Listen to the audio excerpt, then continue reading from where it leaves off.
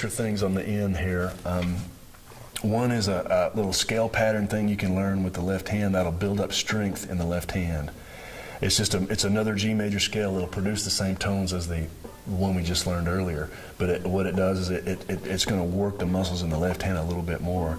The thing about the banjo is you can play whole songs with just one finger, so it's easy for the left hand to be a little atrophied and not be quite as strong as it might need to be. So then you come across a new technique, and it can be kind of a little difficult because your hand is not real strong.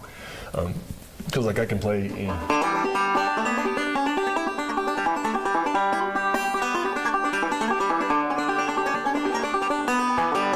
Finger to do that, so it's possible to play a fairly advanced repertoire on the banjo without really getting very much strength going in the left hand. This is a little practice thing you can use to build up strength. It's easy to remember. I go to the 5th fret where the 5th string joins the neck there, and I start on the fat string on the 4th string. And what I'm going to do is I'm going to play index, ring, and little finger on one string, and there's a fret in between each one, an empty fret. And then I do the same pattern on the next string. And then on the next string, I just go ring and little, and those two are together. And that makes a G scale also.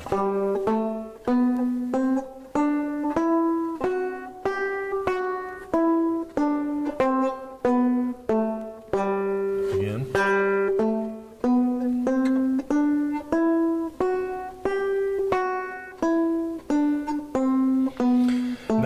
That's a real good stretch practice for the left hand. Notice in order to do it, I got to have my thumb in the back of the banjo. I'm not gripping it like a golf club. I got my thumb in the back.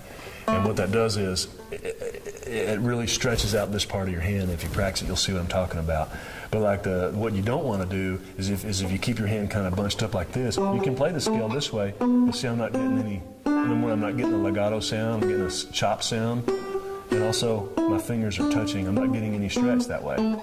They're actually touching the whole time, not getting anything out of that, and it doesn't sound very good either. So what I want to do is learn to use my hand like that, where I get this. And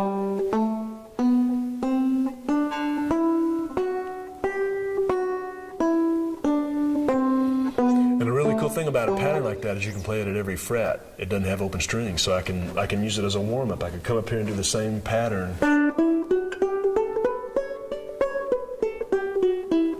Down a fret. Down a fret.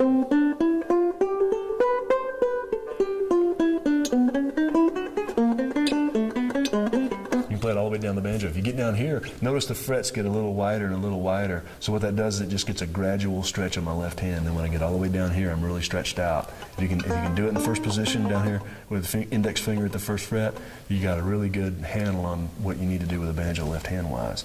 But it's in the key of G if you play it starting at the 5th fret.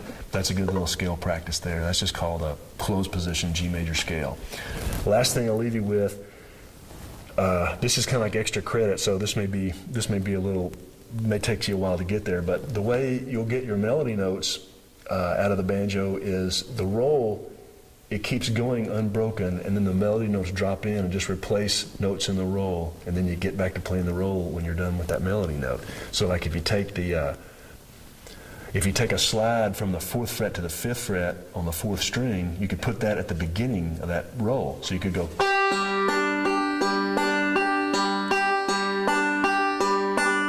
Put a little slide here and go.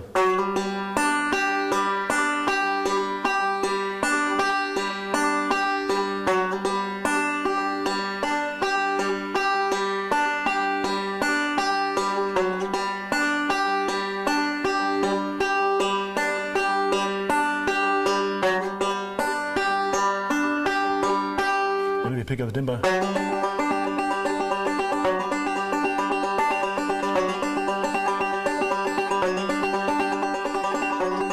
Pick up the tempo there, it sounds pretty banjo-y. That's like your first lick you can learn on the banjo. But notice the roll stayed the same. All I did was insert a melody note in there and then get back to playing the roll. And as far as the space that the right hand took up, it all is the same. That pattern takes up the same amount of space on the timeline.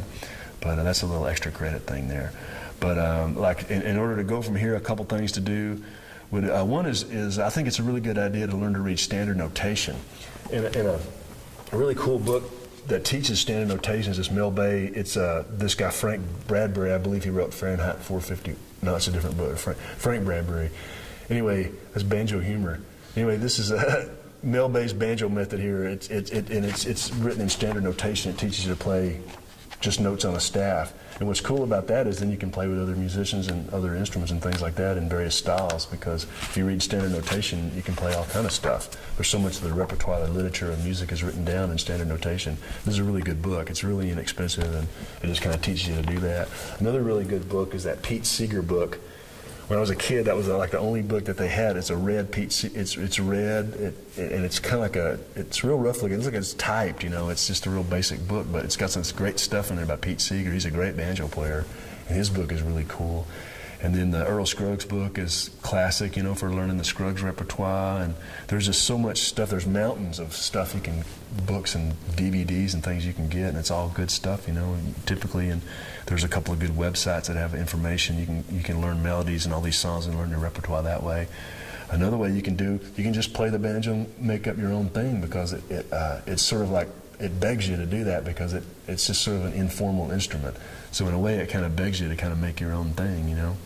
So that's kind of a cool thing about it as well. You're not sort of judged on how well you stick with the parameters. You can sort of make up your own thing, but that's another cool thing about the instrument. If you have friends that play, you can learn how to play with those guys. You can play in church. You can play with your kids that are in Suzuki violin or whatever you want, you know. But it wants to interact with other musics and other people and things like that. It's a very social instrument, and it's really fun to play. So there's something really strange that happens if you get into the banjo. There's really something really cool that goes on where it's like your brain just kind of shuts off if you play. At this point, my brain is shut off.